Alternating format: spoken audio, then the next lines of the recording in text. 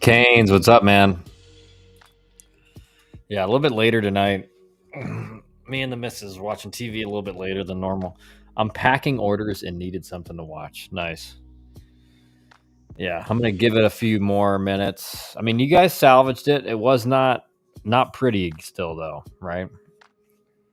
You guys salvaged it, but it was not pretty.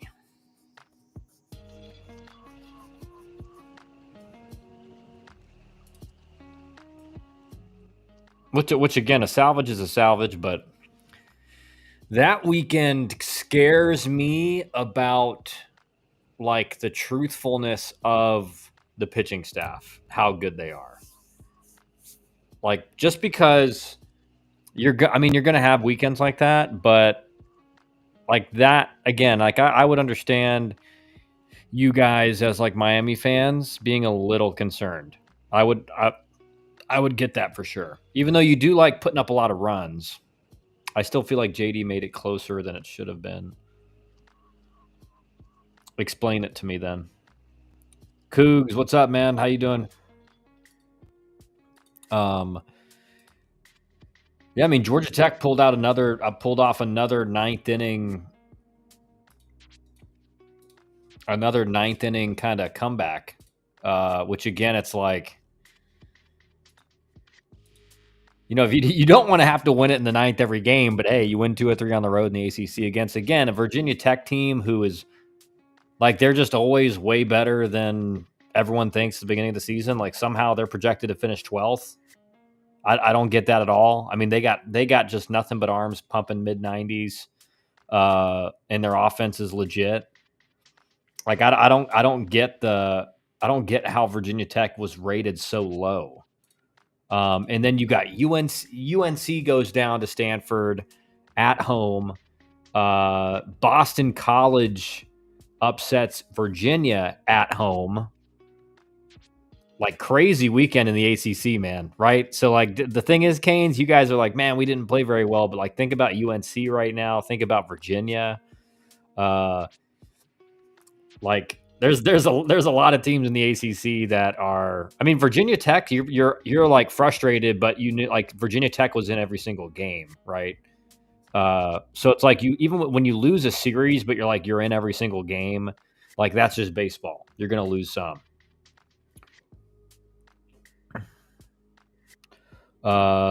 Because of leaving guys in too long, I think we have a good pitching. We were just extending these guys way too long. Yeah, and that's definitely again. That's like again like the what separates like the best, and that goes back to game management, right? And the best game managers, like they are, because part of the reason coaches like it looks like they leave the guy in too long, it's because they don't respect the warning signs, maybe like the prior inning or the first batter of the inning where you eventually pull the guy, and you don't have someone at least playing catch or getting hot. And Zach, I got to look at that too. I got to look at A&M losing to New Mexico State, but so it's just like they're not anticipating like what happens if what do we need to be prepared for in this inning, right? And that's what like the best game managers, that's what they do. They just are like, hey, this guy's got nothing. We got to get someone hot. We can't just wait and hope he like it's a college pitcher. Most of them are not going to be able to make the adjustment, especially if they're just missing the zone like crazy. And on the road, you take it. Yeah, it's exactly right, Canes. Good evening, Stanford and BC, the big winners of the weekend. Oh, yeah. I mean, without a doubt, right? I mean, dude, Stanford's legit. Like, again, and I know I think they're projected to finish 8th in the ACC, but like their Sunday guys pumping, I think it was like mid upper 90s.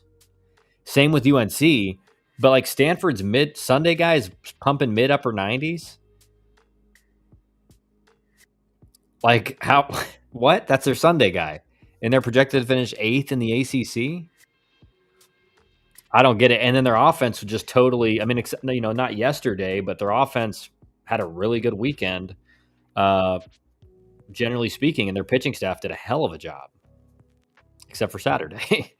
um, Buck, I heard. What's up, Buck? I heard something on the Georgia Tech broadcast which said Georgia Tech had a top 5 recruiting class by perfect game in 4 of the past 5 years. Yeah, I think that's true. I know.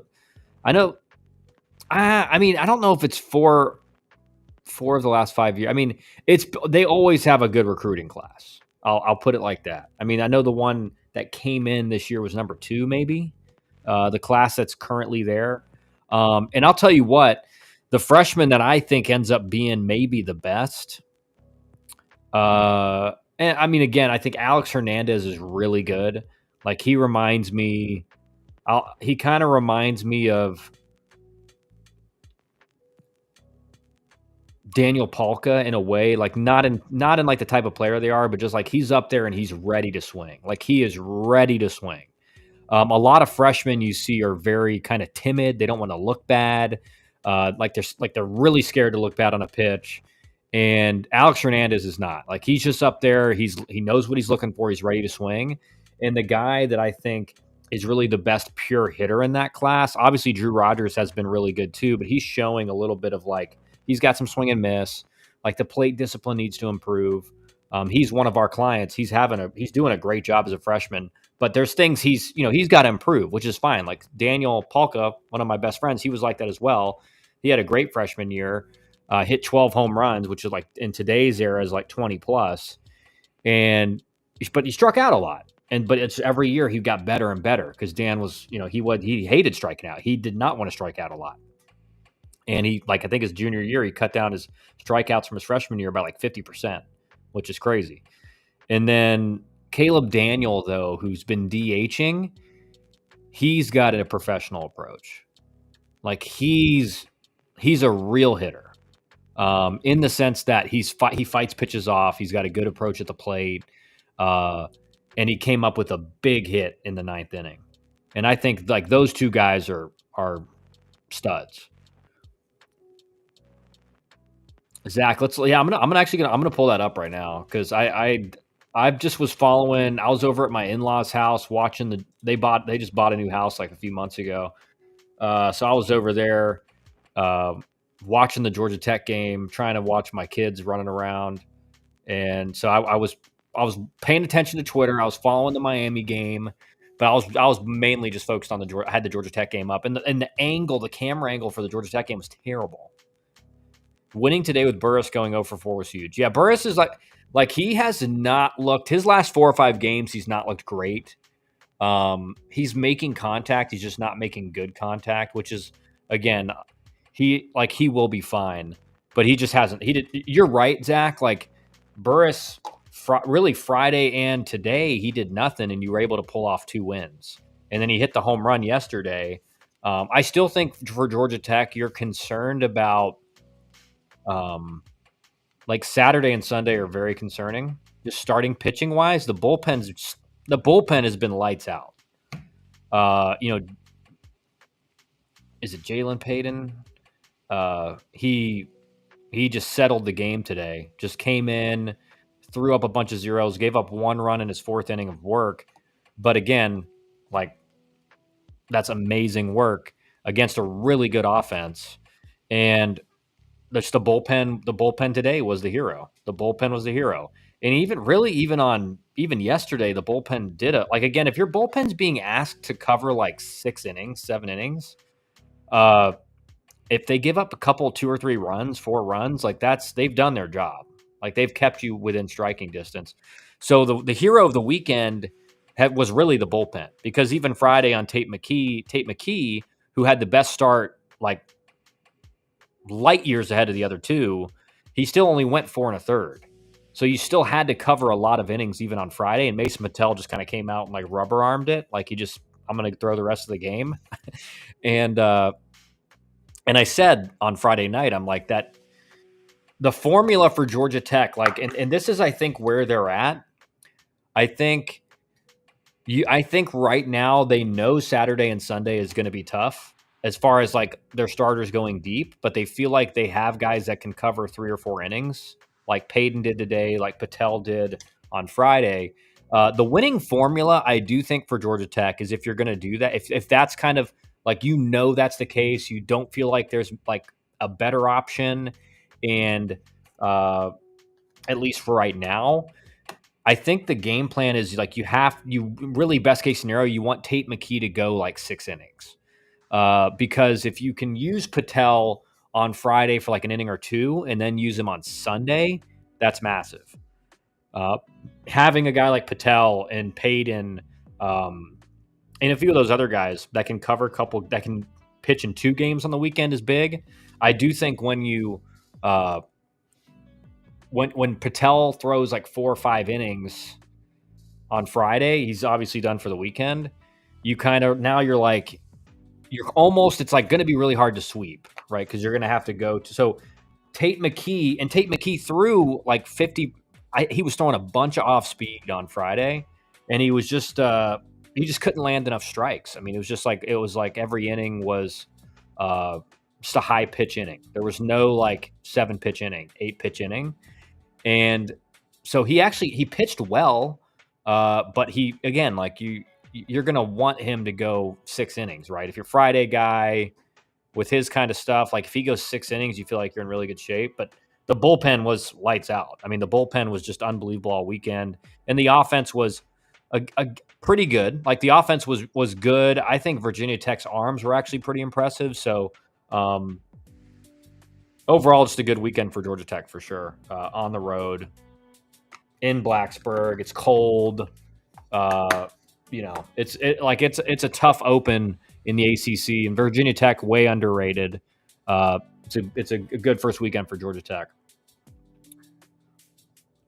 Watching the UNC Stanford highlights now, Stanford starter was upper 90s with 91, 92 now side. That's the Sunday guy. That's Buck. That's what I said. I'm watching. I'm like, I think Aaron Fitt from D1 Baseball was at the Stanford UNC series, and I'm just following his Twitter. And he's like, yeah, he's like 95, 96. He's touching 98. And I'm like, what? And these guys are that's their Sunday guy. And they're projected to be 8th in the ACC. The ACC is deep, fellas. Like the ACC is deep. Like we talk about it, but I mean, like I think again, there's no easy weekends in the ACC anymore. There's really not. Boston College takes the series from Virginia. No one saw that coming. Absolutely nobody. All right, let's see here. Columbia played Georgia close tonight, 9-7. Troy beats USC Upstate, so they win the series there. Let's see. Wake Forest beat Notre Dame 11-1. That's a pretty... A&M loses 4-1. So A&M, they won 2 out of 3 on the weekend. But dude, I'm telling you, like the A&M offense is like you're really concerned if you're an A&M fan because the offense is not putting up runs. It's really not. And again, like they've had a lot of like 3-run, 2-run, 3-run, 4-run, and now a 1-run game. Wake's midweek pitcher was throwing high 90s. Yeah. I mean, I'm not like a guy who says like the guns are super juiced, but I think people don't take into account that like TrackMan, all this stuff didn't really wasn't like really official thing all across the game until like in the the middle 2010s, late 2010s, and that's just way more accurate of a read. So I think like a guy who throws like 94, 95 right now in college baseball was like a guy who threw 92, 93. It's not a big difference, but you are just I'm again, you can prove me wrong, but like I'm not a big believer in the fact that like every pitcher across the board in college baseball just started throwing like 2 or 3 mile an hour harder. That just doesn't make sense to me. And because what you see now across the game is like just everybody at every level is throwing harder. Like at Georgia Southern, they're throwing harder. At Belmont, they're throwing harder. It's just every level. And again, it's not like it's any more or less difficult. It's just like That's what I think's going on. So okay, let's pull up these scores so you guys can look at them too. All right, so this one is like, let's look at this box score from A&M and New Mexico State. Actually, let's just look through the top 25 first. Okay, Vandy beats Xavier, LSU wins. Again, I'm a little bit like LSU's like concerning me a little bit. I just feel like this is a team it should be like a domination every game, and I get you win by 6 runs, but I feel like their pitching shouldn't be giving up that many runs, and that's like nitpicking. I do think Tennessee is playing as like the number 1 team right now, but we'll see when conference play starts. Clemson beats Davidson, but Dallas Baptist beats Louisiana Lafayette. Presbyterian with a little Sunday win over Alabama. Alabama no longer undefeated. Santa Barbara narrowly beats Cal State Northridge. Auburn wins the series against Old Dominion. And of course, Florida State Lipscomb was canceled. But let's look at this box score for Texas A&M because something's going on.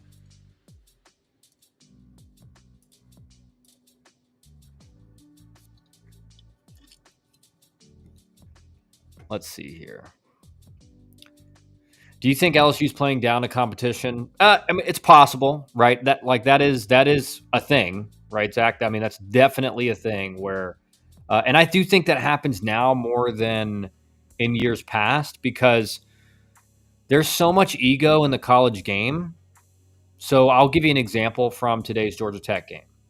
I believe second inning, Georgia Tech starter Riley Stanford, there's some combination of like walks the first hitter or like gets an out or something, like walks a hitter, hits the next batter, and then gives up like a line drive single that scores a run and cuts the lead from 2 to 1. And then eventually gets out of the inning, strikes out the final hitter. I did the poll about this is what the poll was about on X, and like comes off the mound like flexing and like screaming, and I'm just like, dude, your team just got, and this is just how different like the generations are, but your team just added on to a lead. They just put a 2 spot up to take a 3-1 lead. Your job as a pitcher is to throw up a 0, turn in a shutdown inning, and keep the momentum on your team's side.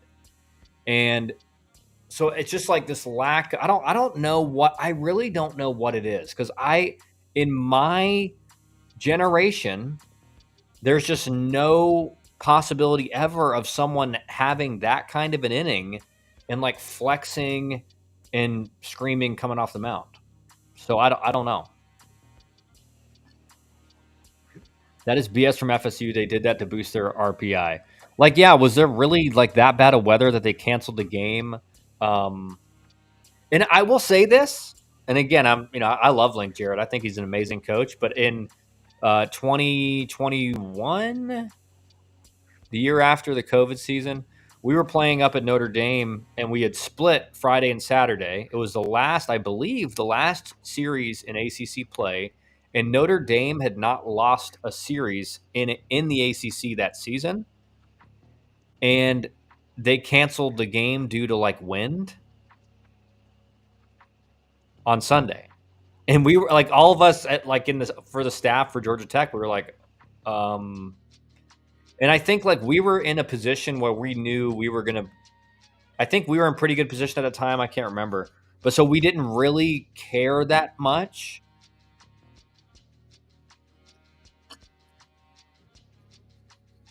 They should have done a doubleheader like Florida did on Saturday. It's called Perfect Game, social media.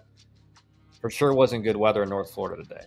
Yeah, weather was pretty bad today here in the Panhandle. Yeah, but that's like Canes brings up a good point. Like, that you don't know, like that before 24 hours before. You know that like Thursday and Wednesday going into the weekend. So if you know weather is going to be bad, you just play a doubleheader. So I think Canes, I think you may be on something there. Let's look at this box score. I will say it seems to be there's one guy for A&M that's really playing well, and that's Oh, let me zoom in. That's Caden Kent, Jeff Kent's son. At least last I looked, he was really doing well. Jace Lavalette 0 for 3. And it just seems like, I mean, look, they got 4 hits and 31 at bats against New Mexico State. And it was a solo home run that won the game. They had 1 walk as a team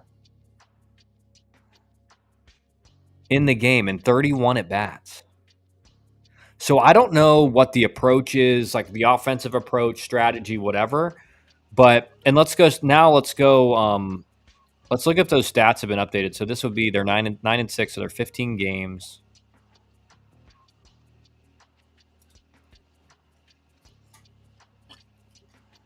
FSU is 201 in strength of schedule. John, they were scared. I can guarantee you they weren't scared, but I think what Canes is saying is true. Like, teams are realizing that some of these like really weak games, like Zach is kind of stating with that strength of schedule number, is like, even if you win a game against a weak opponent, it hurts your RPI. So we saw that last year. Teams like their last midweek game of the year. And they're also looking at it as, well, even if we win this game, it doesn't do anything for our RPI. But if we lose it, we may all of a sudden, like if you're a bubble team to make the tournament, if we lose that game, we're not making the tournament. If you're like a host, if you're on like in the hosting conversation, when we lose that game, we're not hosting, right? So they're taking all that into account now. Don't know how A&M isn't as good. Well, look, man. So, Caden Kent's hitting 316. He's got 6 bombs. He's OPSing like 1,100. So he's doing his thing. Terrence Keel is the freshman, is leading the team in hitting. Not hitting for a lot of power, but it's fine. He's got, walk rate's a little low too. He's under 10%,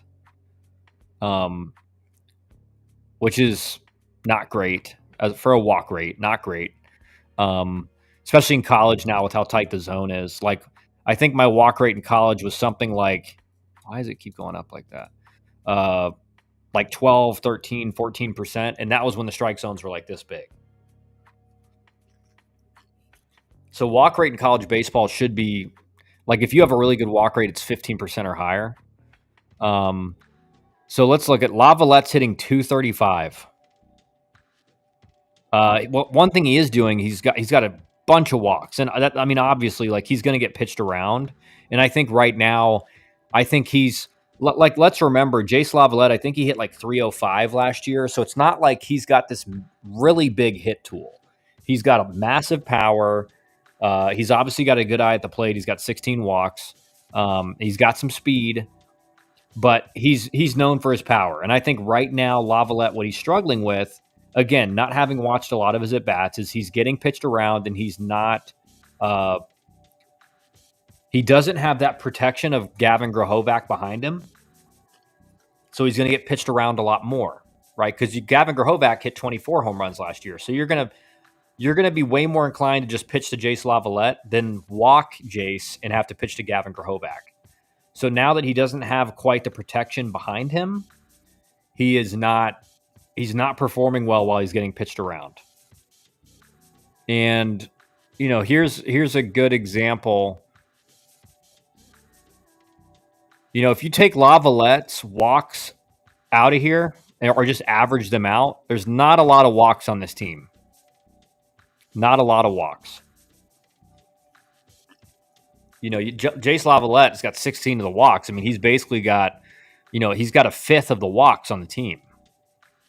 So the rest of the dudes are just not getting on base. A lot of strikeouts, 16 here, 16 here, 13 here. 13 strikeouts and 31 at bats, 16 strikeouts and 54 at bats. That's crazy. 16 strikeouts and 70 plate appearances. It's not terrible, but again, at the college level, like, you're striking out at that rate. And again, this offense is just not scoring runs. They've got 100 runs scored in 15 games played. So they're scoring about 6.5 runs a game. Really, really, really not great. And they're hitting 261 as a team. So, I mean, that's the issue with Texas A&M right now. The pitching staff's really not doing bad. The pitching staff's doing fine. Uh, their opponents have only scored 53 runs, but they're 9-6. So their opponents are scoring like 3 runs a game, but the offense is just not performing in some of these games. It's like their offense is either, they either put up a lot of runs or they put up like none, is where they're at right now. So they're just inconsistent offensively. All right, so let's see what some of you guys say. All right, they need Schloss back. Now I got to go back because you guys are chatting so fast. I got to go down and see these things. Okay. Scoring 1 run against New Mexico State pitching on Sunday is very concerning. Yeah, exactly. That's you're facing their number 3 guy. That's really concerning. We're 12-5 and 160 in strength of schedule and haven't even got into the gauntlet yet. Oh, you guys have played a way tougher weekend. Kyle, 4 weeks in, biggest surprise and biggest disappointment. I think biggest disappointment is Texas A&M, no doubt. You're preseason number 1 and you're 9-6, 15 games in. And you have played some good teams, but again, you're preseason number 1, right? So, I mean, A&M, no doubt's the biggest disappointment. Biggest surprise, to me, I think maybe Stanford. Like Stanford projected to be middle of the pack, come in first series in the ACC against the number 1 team in the ACC currently, and at their place in Chapel Hill, and take the series. So I think maybe Stanford. I could throw Virginia Tech in that mix. Again, I'm more ACC knowledgeable because those are the games I'm paying attention to. But Virginia Tech looks way better than they are projected to be. Again, Virginia Tech projected to finish 12th in the ACC, so bottom 25th percentile in the ACC. Like, to me, that's a team that's going to scare people. They got a good offense. They got good arms, man. Like, they got really good arms. And their closer has really, gave up a couple of the games, right? They could have very easily swept Georgia Tech this weekend, right? Georgia Tech with 2 ninth-inning comebacks. So Virginia Tech's good, man, and they always are. They're always projected to not be good, and they're always their first ACC weekend for some reason. I don't know why this is, but Georgia Tech for some reason, like a very high percentage of time, opens up against Virginia Tech, and I always see them, and I'm like, they're way better than people are saying. And I say that when I was doing broadcast. Every first, at the very beginning of ACC play, I'm always like, well, Virginia Tech's projected to finish there. That will not be where they finish, typically. Are you worried about Liam Doyle's arm as the season progresses? Could he gas out? I don't know. I don't think he's, again, I'm not, I'm more old school when it comes to pitch counts and stuff. Like, I think there's no correlation. In fact, it's an inverse correlation with protecting pitchers' arms and arm injuries. Like, it's an inverse correlation. So again, these guys are throwing once a week, John. Remember that. In the big leagues and in pro ball, you're throwing once every 5 days. So you've got, if you throw 100 pitches, the rule of thumb in pro ball is every 20 pitches, you need a day off. Now, once you get to the upper minors, again, you need to be a guy in the bullpen that can go back-to-back days or back-to-back-to-back days. But the rule of thumb, especially for the younger players, is every 20 pitches, you need a day off. Well, in the SEC and the ACC and college baseball, if you're a weekend starter, you're throwing once every 7 days. So you've got plenty of time. You throw 100 pitches, you got a couple extra days of rest, right? So I think it's a bit ridiculous when the overprotection of arms. I get it, opening weekend, and maybe even second weekend, but once you're into that third weekend, you should be able to go 100, if not a little bit more. And again, the data, it's we keep doing the same thing in baseball and expecting a different result. I understood that argument when arm injuries started to rise. It's hey, maybe they're throwing too many pitches. But ever since across the board, every major college, every professional organization has implemented these like arm protection strategies. And again, I'm not saying go throw 200, right? I'm not saying that, but I'm saying this idea that like throwing less pitches protects your arm has not really been proven. And in fact, arm injuries have just gone up. So we really there's really no there's no science backed like strategy for protecting people's arms. You throw hard, your arm you either genetically have like a stronger UCL or you don't. Um, and at some point, if you throw hard, like you're probably going to have a serious arm injury. That's just kind of what it looks like. And the fact that you threw less pitches, 20 less pitches for 3 starts, I don't think has that big of effect. But we'll have to see, John. I don't see that being an issue. Enough of this SEC cupcake stuff. Finally, conference play next weekend. What are the best matchups? All right, let's look at it. We'll look at it, Buck. Let's pull it up. Let's go all the way to Friday next weekend. Have you heard of Jake Ogden? Kid is a beast. Bats 400 for UM and great defense and shortstop. Yeah, I've heard of him, man. I follow Miami. A lot of my guys in my chat, Zach, Canes, they're Miami guys, man. So I follow Miami. Yeah, he's having a great year, doing really well. Again, it's early, so I never like to say anything just because, ACC play has broken a lot of really good players. Most guys do not hit as well in the ACC as they do, pre-conference. A lot of times, pre-conference, you're hitting like 400, and then by the end of ACC play, you're hitting like 316. So you just have to find out who are the real dudes. That's where you find out who the real dudes are. Yes, Gio, we have indoctrinated him. Not quite, not yet. But let's look at these matchups. Let's pull them up.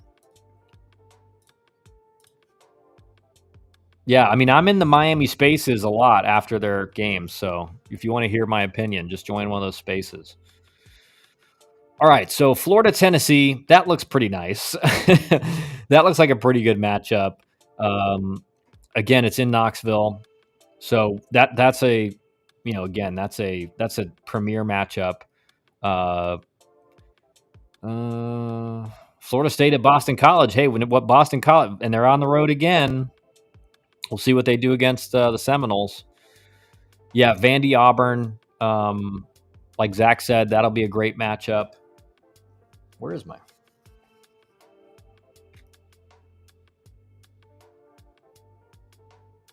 Okay. Let's see. A&M and Alabama. That'll be a great matchup. I think Alabama is probably the favorite there with how A&M's been playing, but we'll have to wait and see. Ole Miss, Arkansas. I mean, that's the thing. It's like every series in the SEC and the ACC, like we saw this weekend in the ACC, is a gauntlet. UNC lost. Virginia lost. Oklahoma, South Carolina will be a good series. Troy, Louisiana, Lafayette will be a great series.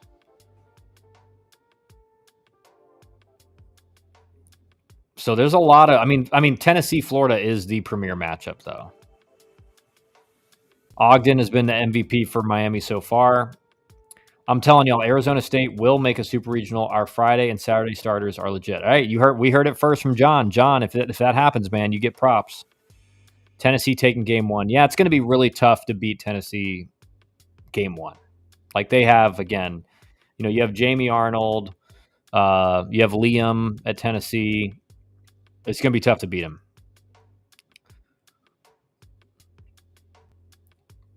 Let's see. Need to finish top 5 in that conference, I think, John. Yeah, for sure. I don't think more than 6 teams from the Big 12 get in. Yeah, and I think if you finish 5th in the Big 12, like you're probably not hosting. Like to be a host in the Big 12, you got to probably finish in the top 3 minimum. So again, we have to just see, but that's kind of what my feeling is. Us, Oklahoma State, and Arizona may be top 3. Don't sleep on UCF in the Big 12. That's right. The UCF's nasty right now. Their numbers are great. I mean, they're hitting and they're pitching. Just need to see if Arizona State can keep the West Coast kids home. Yeah, and I think Arizona State moving to the Big 12 again, and now the financial backing that they're going to get from with all full rides for next year, they're going to start getting Arizona State's going to be back on the map 100%, 100%.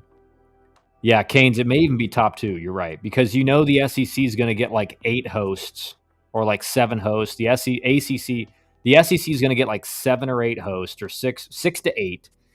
The ACC will probably get like 5 to 7, and then it's like there's maybe 2 or 3 left out there at the end of it. We have to see, but that's kind of how it usually works. Yeah, we moved our scholarships from 17 to 34. Yeah, so I mean, Arizona State's going to be killing it in recruiting, especially year one under the new rules, because there may be at most 5 schools that go to 34, so they're going to be massive advantage early. We'll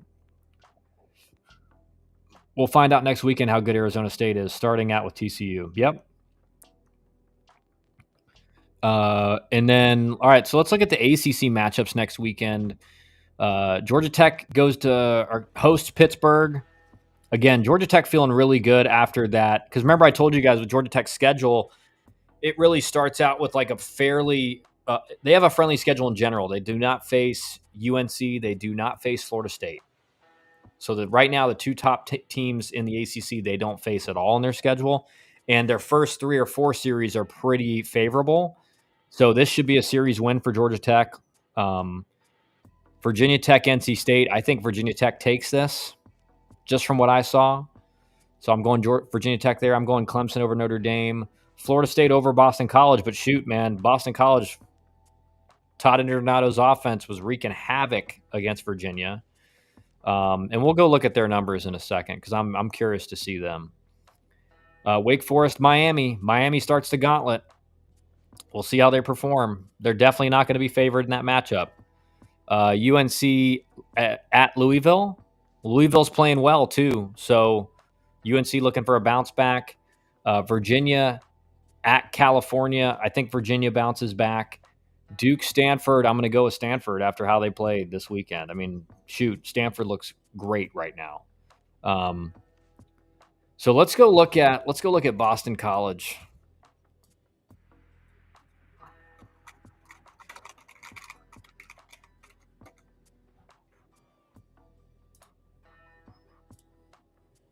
Let's look at these stats, man. I'm interested to see this.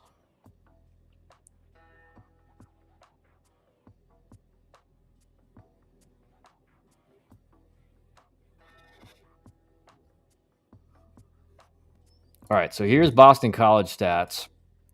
Let's pull them up. Wake over Miami. I'm hoping for 1 out of 3 split. It's going to be cold probably. Yeah, I think, again, like I told you, I think like the first 3 series for Miami, if you finish at 3-6, you're feeling pretty good about yourself. Like it's that tough. But all right, so Boston College, they're OPSing 842 as a team, so they're not driving the ball very well. On base percentage is they're hitting 300 as a team.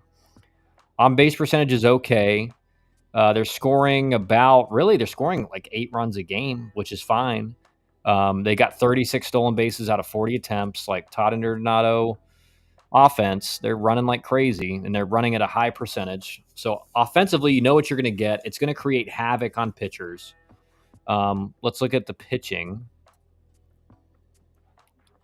Pitching has an 8 ERA. So this is the weakness of the team right here. 8 ERA.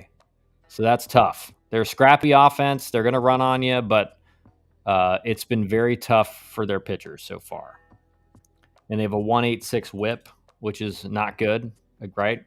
So we'll have to wait and see there on how they kind of respond.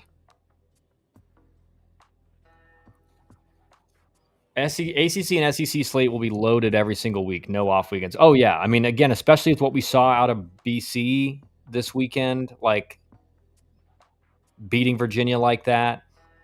Like there's really no week. I think, if you were going to call out the weakest in the conference, it's maybe Pitt and Notre Dame, but Pitt's playing okay. Notre Dame played one game pretty close with Wake. So again, I mean, there's really no just like easy win in the ACC anymore. And the same is true with the SEC. What ACC team is the first sucker that has to play in cold Boston this spring? I don't know. That'll be interesting to find out. All right, what was the other team I wanted to look at?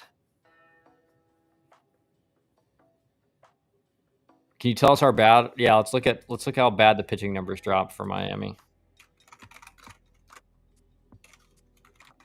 And then I'm probably gonna peace out. It's getting late.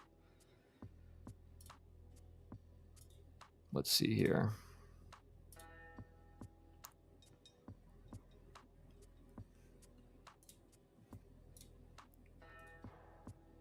All right. No, I got to zoom out a little bit here. There we go. Okay. All right. So Jake Ogden leading the way at 424. Obviously, just raking. One thing concerning about Miami, a lot of double-digit strikeouts here early. They have played 17 games, which is, again, but a lot of double-digit strikeouts. The power numbers have come on a little bit, though. 33 doubles, 1 triple. So you got 54 extra base hits in 17 games, which again, it's like a little bit over 3 extra base hits a game. OPSing 861 as a team. Again, it's not elite, but it's solid. Pitching.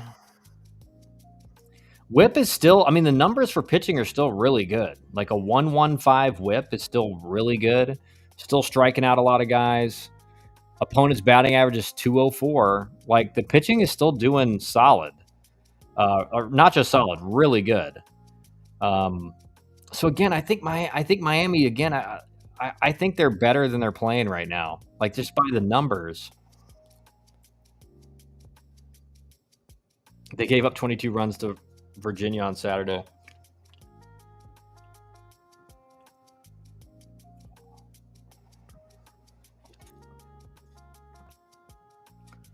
Our team ERA is still under 4. Yep. No, it's still it's still in a solid spot. It's still in a solid spot. I'm actually interested to see the Georgia Tech numbers after tonight. We'll look at those, then I'm gonna go to sleep.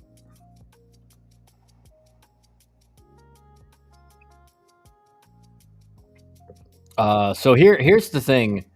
Talk about the coaching. Maybe the coaching example of the year is James Ramsey with Von Lackey. Elite defender at the catcher position. Like he's legitimate super utility player. Like you could put him in center field. He could probably play short. Like he's played third some this year, and he's looked very good there. He was lost at the plate last year. And if you know the story on him, he was kind of a late bloomer, didn't play a lot of travel baseball, committed like his senior summer. And I mean, he just, there's no other way of saying it. He looked terrible his freshman year at the plate. I think he hit under 200. And he's leading the team in batting average 16 games in. And had a great series against Virginia Tech. Bunch of hits, like 6 or 7 hits. Here's the thing about this Georgia Tech offense. Like Drew Burress is kind of like he's hitting home runs, he's hitting doubles, but he's only hitting 311. He hit like 382 last year. So when he's still OPSing 1200, and he had a very, very cold weekend, like did not do a lot. He hit a home run, but he was pretty quiet in the weekend, and he's still OPSing over 1200. So you're just like, okay, that's how good he is. But look at this offense. I mean, you're hitting 333 as an offense after your first weekend in ACC play. You've got 77 extra base hits in 16 games. 30. This is the other facet of Georgia Tech's offense that makes it even more dynamic is they're actually stealing a lot of bases now. They almost have as many stolen bases as Boston College. So, I mean, Georgia Tech's offense now has added this dynamic that has really never been there before as a team. They had guys like Chandler Simpson, always had like maybe one guy in the lineup who can steal pretty well, but up and down the lineup, you got Parker Brocious with 10, you got Von Lackey with 6, Kyle Lodis with 6, Drew Burress with 5. Like they have a lot of guys that are stealing at a high rate. And again, they've made 12 errors in 16 games. And like if you look at these, actually, 2 errors on Parker Brocious has 3 errors from the outfield. So like that's very outlier number. And then Tyler Nisus has 2 errors from the outfield. So like they're not making errors in the infield, guys. They're making like these are errors that are not going to show up probably the rest of the year. So you take those away, they have 7 errors in 16 games. Is that Scott Brocious' son? I don't think so. Because I think I would probably hear that every single game if it was true. What is an OPS that is great, good, serviceable, bad in college? I think you're a solid hitter in college, like an average, like an slightly above average hitter in college is probably like an 800 plus OPS, or maybe a little higher. A good hitter is like 900. A great hitter is like 1,000. Again, it matters the type of hitter they are, if they're a power guy or not. But I mean, if you're OPSing over 1,200, you're elite.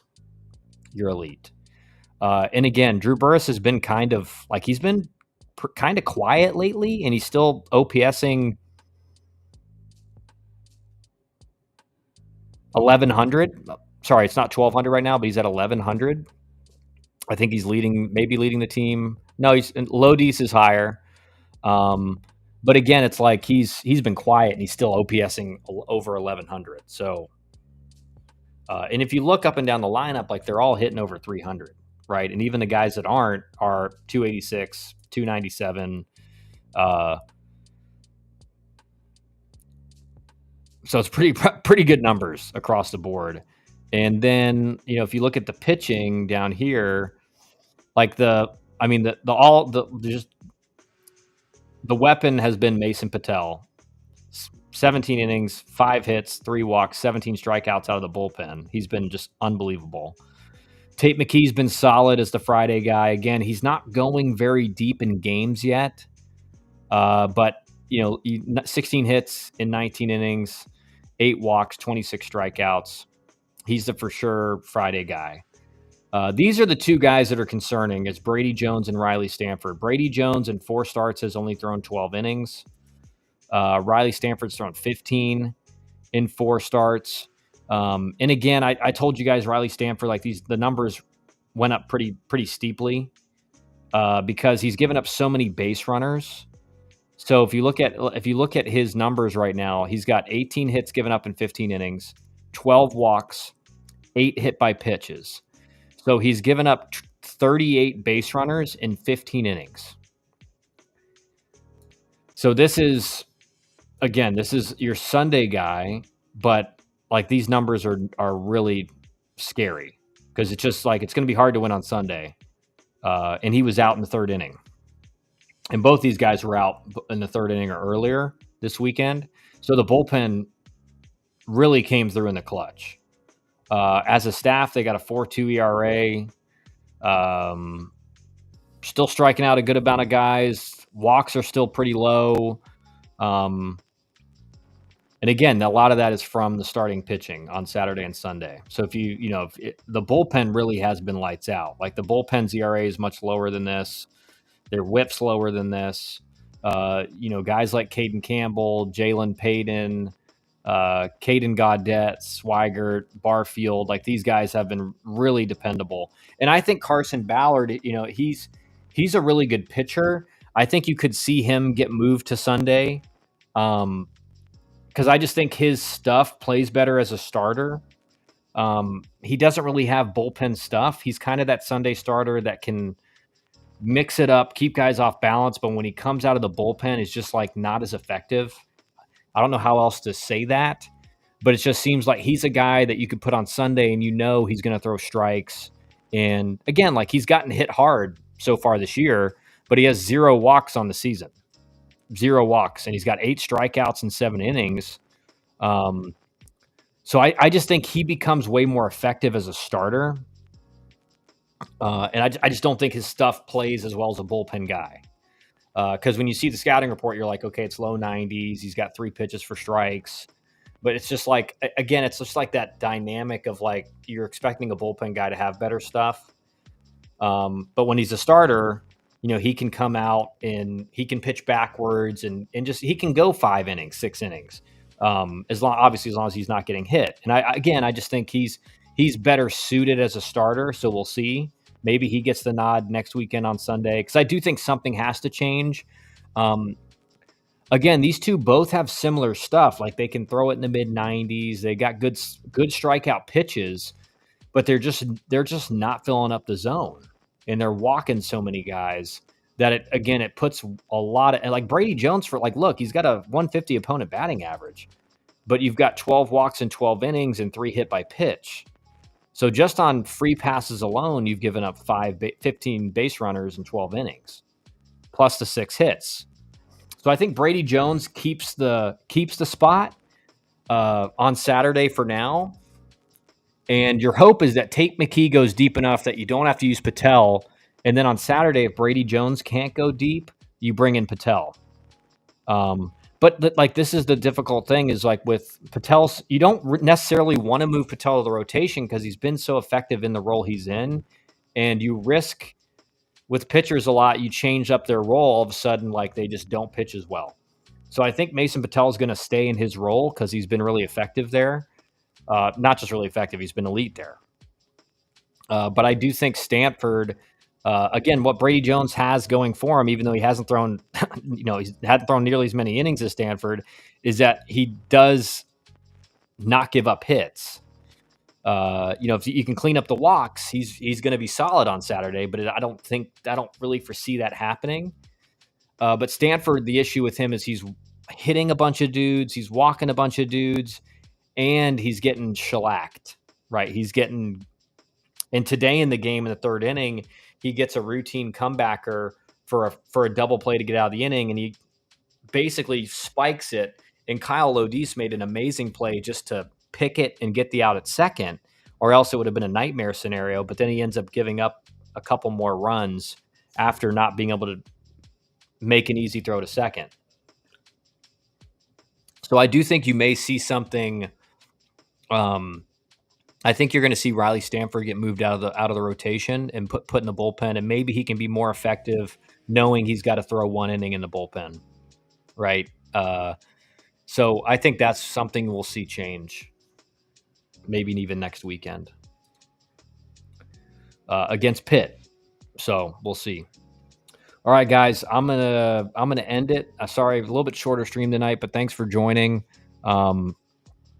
Appreciate you guys. We're gonna do this more on the weekend, late night. Just talk about what went on in college baseball that day, and then we'll make it a regular thing. So appreciate you guys